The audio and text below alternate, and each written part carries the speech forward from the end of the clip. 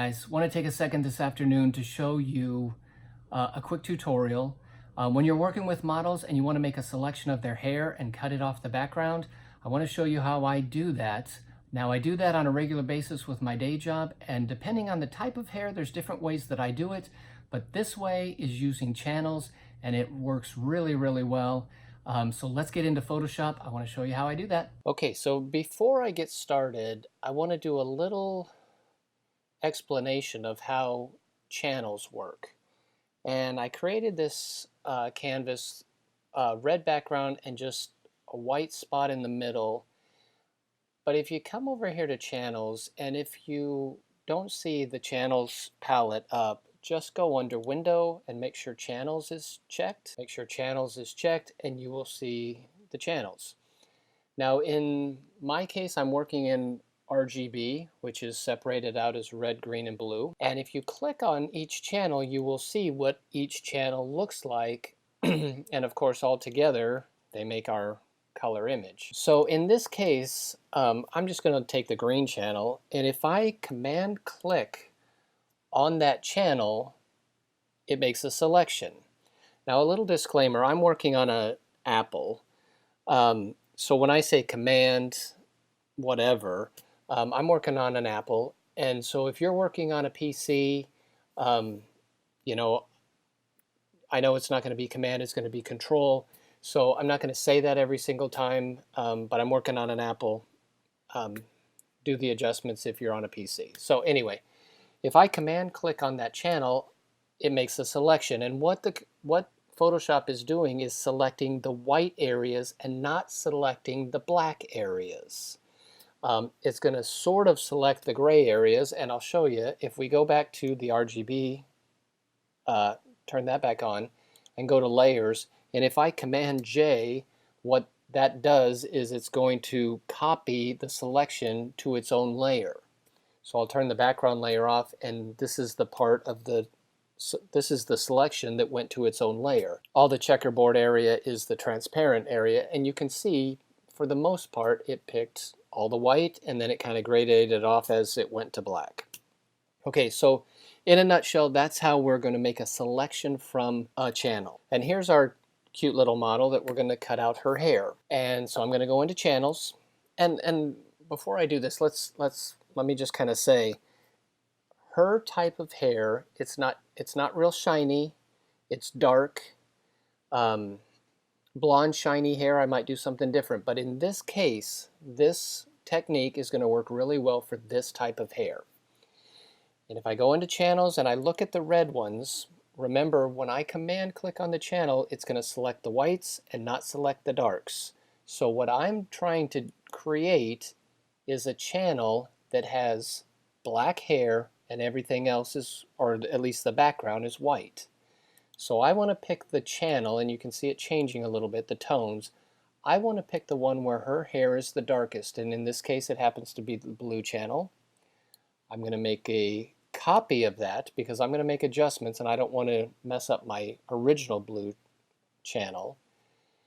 And so what I do is immediately, once I make that copy, right here where the hair ends, I'm going to go to the lasso tool, which the keyboard shortcut is just L, and I'm going to fill that in with white because I just want a nice clean break where her hair is. I'll do the same thing on this side. Fill that in with white. And that gives me the ability to just come around here like this, circle all this, and I'm going to invert the selection, which is Shift Command I. So now you can see it's selecting everything but her head, and we're just going to fill that in with white. Okay, so I've kind of just weeded it down to just the hair that we're going to work on right now. And I'm on the blue copy. And so what I'm going to do now is I'm going to go to levels. And on a Mac, that's Command L. Bring up levels. And if you're not familiar with levels, there's 3 sliders right here that we're going to work with. We've got the shadows, the midtones, and the highlights. And I'm going to make those dark areas darker. I want the whites to be white. I don't want to select that at all. So I'm just kind of work those in like this. Now I would discourage you from just like cranking it like this. I mean, obviously we could do this, but you don't get as nice of an edge when you do it like that if you go too fast, too far too fast. So I'm just gonna kind of ease my way into this. The whites come up, the blacks go down, and I'm going to say okay to that. Now it's not perfectly black and white yet to make a nice clean selection, but we can work on the black areas by coming under the burn and dodge tool. And in this case, we're going to do the burn tool. And I have it on shadows because I only want to affect the shadow areas or the dark areas. I have it only on 10%. And I'm going to come in here and I'm just going to start burning down the dark areas, which in this case is her hair. It's not going to affect the white areas around her because we've only got it on shadows.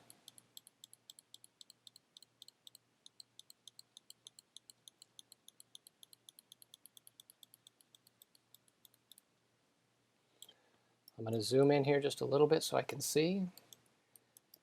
The edge is basically what I'm working on. However, even though her hair is not shiny, she has a lot of highlights in here. So I'm going to do another levels. I'm going to work on this. I'm actually going to bring the midtones a little darker. Bring those whites up again. Maybe a little burning once again.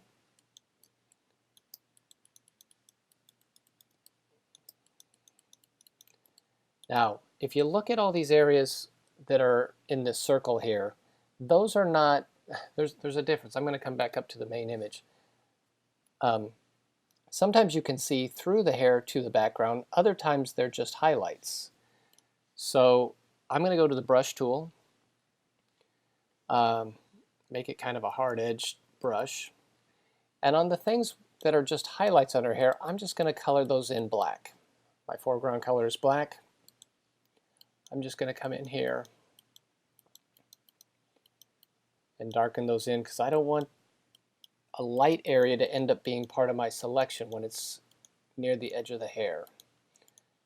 Some of those things, like right there, inside that circle, that is looking through her hair. I want to leave that. And I'm thinking that's looking pretty good.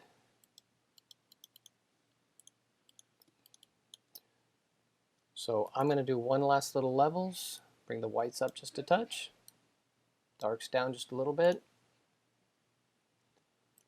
and I think we're good to go there.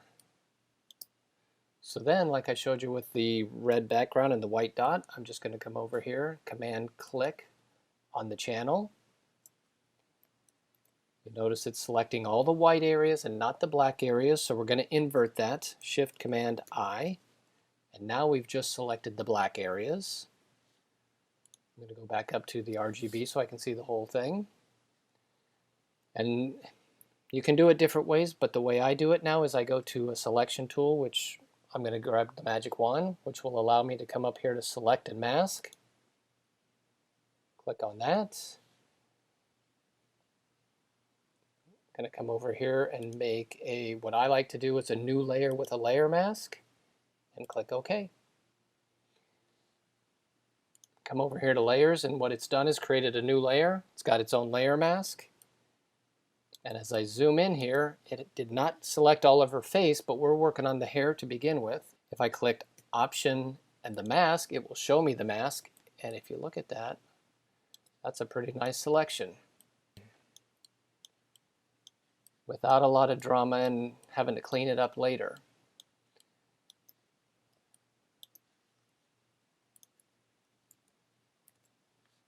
So then what I will do is I'll actually work off the mask here. Come in here with a lasso tool, grab parts of it that we're still working on, fill those in with white, and now I start building the rest of the selection.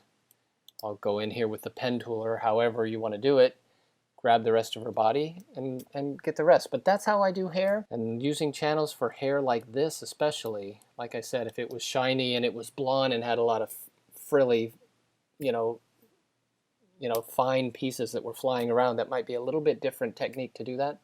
But for this, the channels works fantastic.